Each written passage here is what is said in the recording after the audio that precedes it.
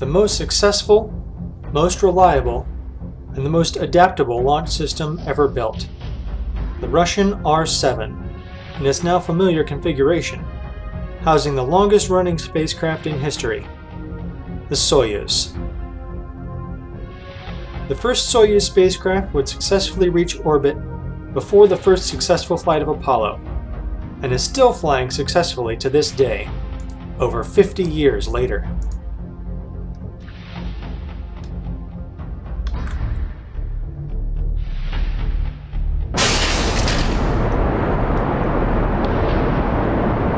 The Soyuz itself has met with varying degrees of success and failure at the beginning of its lifespan, but to date, there has never been a significant failure with regards to the R-7 launch vehicle itself, which has been instrumental in not only the Soyuz program, but the other manned programs of Vostok and Vostok, and the unmanned probes like the successful Luna program. It should be noted that the Soyuz was originally designed to be paired with an LK translunar vehicle and launched into space aboard the massive N1 moon rocket. But with every N1 launch ending in failure, not a single one surviving past the first stage of powered flight, the Soyuz LK moon program was halted, and the spacecraft was instead tasked to low Earth orbit missions which it had excelled in.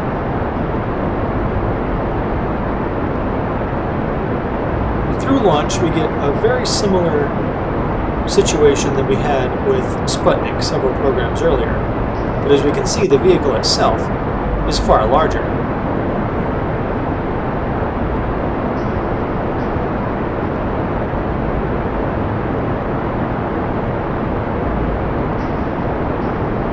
Unlike NASA missions, the all-Russian spacecraft are generally housed behind fairings at the top to protect it from the stresses of launch.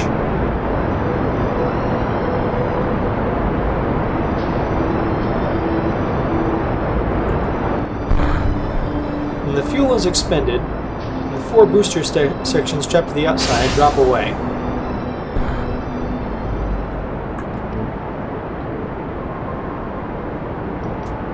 Now the bulk is free, and the core module can continue through the second stage of powered flight. I have overshot my turn just a little bit, but that's okay. As I mentioned earlier, the Soyuz's early flights weren't all totally successful. Soyuz 1, for example, meeting with disaster mere months after the Apollo 1 fire. Unlike Apollo 1, the first Soyuz did in fact reach orbit, but that's about the only thing that went well for it. The original mission of Soyuz 1 was to be a rendezvous target for Soyuz 2, in the first ever docking of a 2-man spacecraft.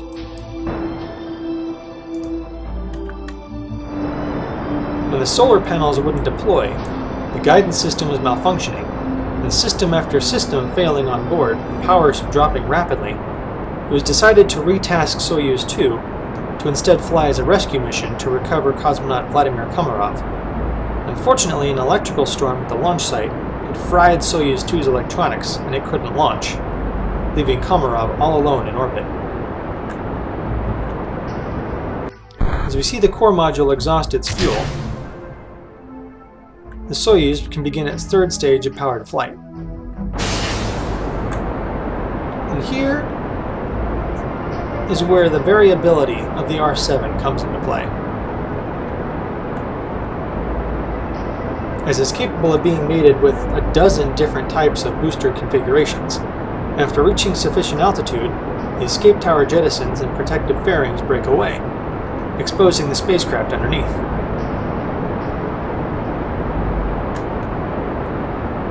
Hopefully, of course, I can get back into proper orientation here.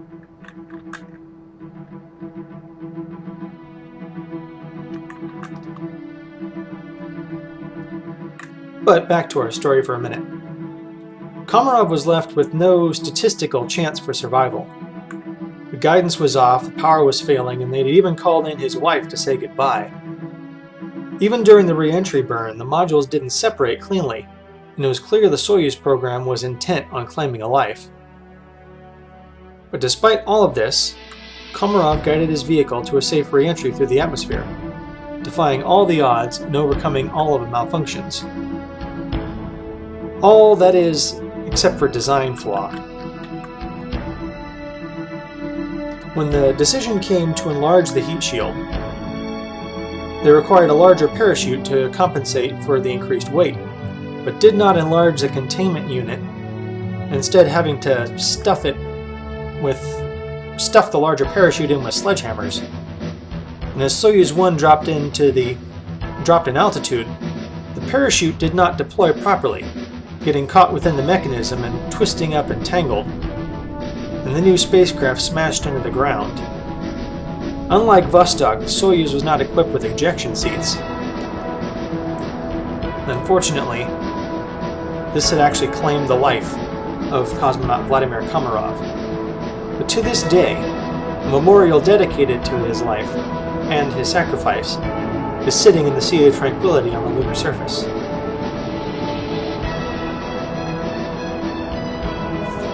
Meanwhile, back to our flight. As the third stage completes its job, and we now successfully reach orbit, it separates, and our mission can begin. Most Soyuz spacecraft have the solar panels on either side, but much like the R-7, the Soyuz is also a very variable spacecraft and has many different configurations. Some utilizing batteries or fuel cells instead of solar panels. Some because of the less duration of the mission, or that it's meant for docking. Either way, there are so many different configurations, proving the capability and variability of the spacecraft.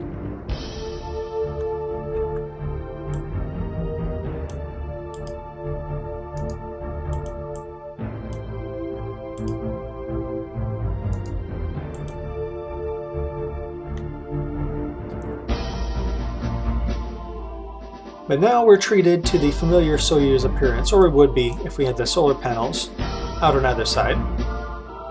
The Soyuz is a tri-modular design. First in the center is our descent module, which houses the 3 crew members during powered flight and re-entry, and contains the operational controls for the vehicle. Much like the command module on the Apollo missions, aside from flight operations, its only service is re-entry. On the back end is the service module, providing life support, power, and propellant for the main engine and maneuvering control system. Attached in the nose is the orbital module, providing additional workspace during orbit, and also doubles as an airlock. And the orbital module is where the Soyuz's variability shines, as it has also carried several different variations based on its mission. In missions that require docking, the Soyuz can either have a standard docking probe, as we see here, or the inverted drogue for when 2 Soyuz are tasked to dock together.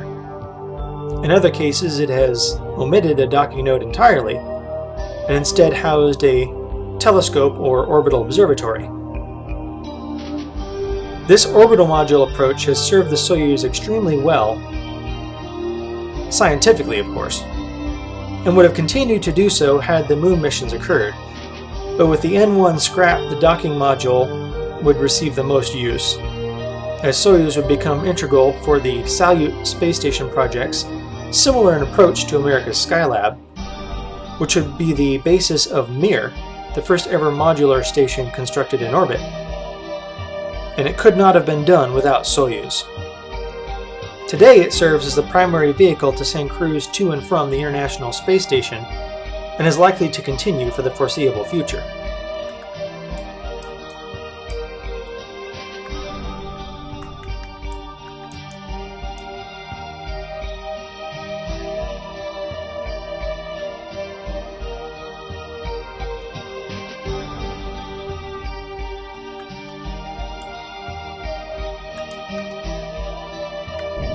When a Soyuz's mission is completed, it maneuvers for its customary deorbit burn,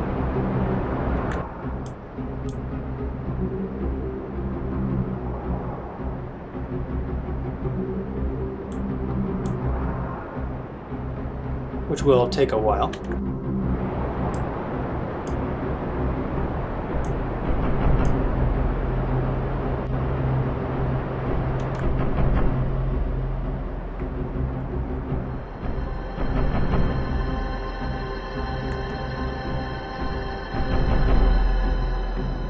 We can land on land, as unlike NASA, the Russian spacecraft often shoot for land instead of water.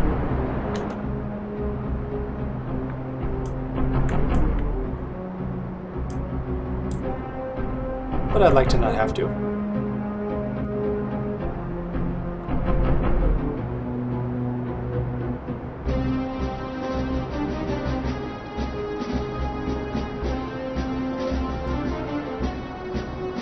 And of course it would naturally have a shallower orbit path, but usually space missions are driven by mathematics and measurements. As I say before, here we're flying by the seat of our pants.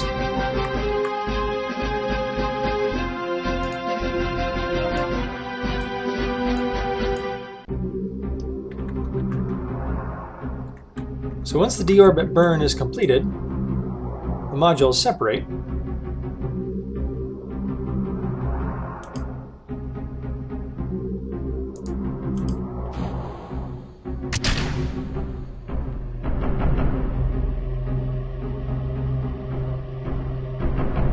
Leaving just the crew module for the fiery descent. The other two pieces tasked to burn up in the atmosphere. Now, while re-entry has been largely successful, despite all the dangers involved, one Soyuz craft had suffered terribly in the process. After the crew of Soyuz 11 had made a successful stay aboard the Salyut 1 space station, and had become national heroes, celebrities, and role models across the Soviet Union, a valve had ruptured after separation, bleeding out atmosphere and pressure. The pressure inside the cabin had reached zero before entry interface had even been reached. Automatic systems brought the craft through the atmosphere safely, and nobody had known there was a problem until the hatch was open, news television cameras already waiting. People all over Russia were expecting a heroic and triumphant return, instead seeing three motionless bodies and a frantic rescue personnel providing CPR to no avail.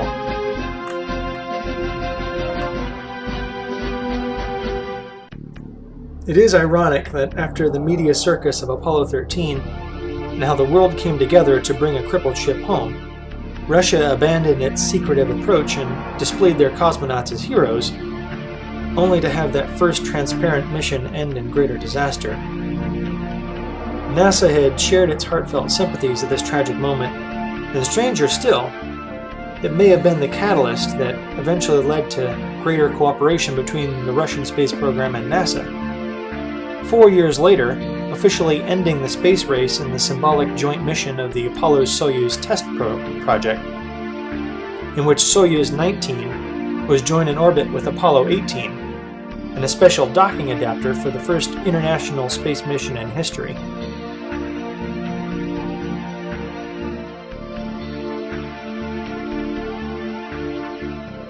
And two names of notable importance had contributed in this mission. On the NASA side, Deke Slayton, who was one of the original Mercury 7 but never got to fly because of a heart condition, and Alexei Leonov on the Russian side, who was the first man to ever walk in space and almost died during the attempt. Both men witnessing all the triumphs and tragedies of their programs personally. The triumphs of their friends as well as the tragedies that claimed their lives. The two men basically being there from the beginning all the way through to the end, and finally meeting in orbit. You know, if you focus a movie on Deke Slayton and Alexei Leonov concluding with the Apollo-Soyuz test project, this movie writes itself. We should call Tom Hanks and Ron Howard. Perhaps Cymax can help that happen. But that's a story for another time.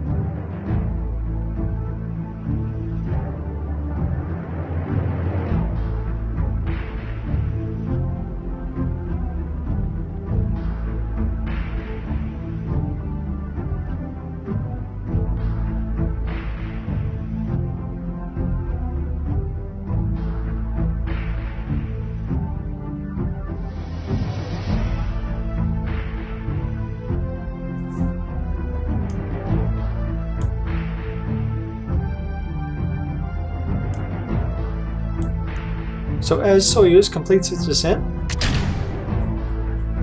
the drogue parachute deploys and the heat shield jettisons, exposing the underbelly for the final phase of descent. Now the drogue parachute, which is pretty small here, only provides braking for the initial phase. This small parachute obviously can't carry the spacecraft all the way to descent, but it eases the load on the larger parachute that will deploy shortly.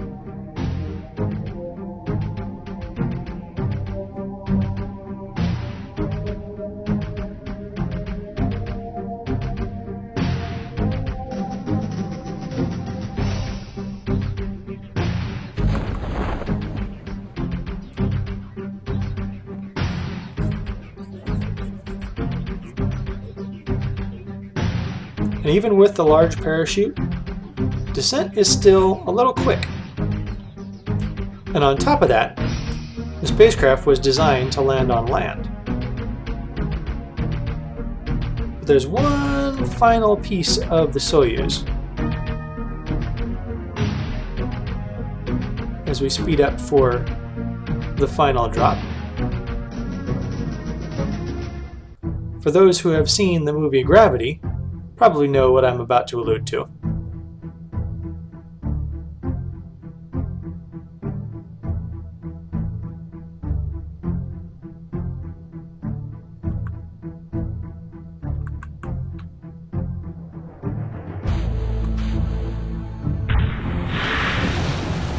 The soft landing jets. The small solid rocket motors housed behind the heat shield fire seconds before landing to further cushion impact and soften the blow on the cosmonauts inside.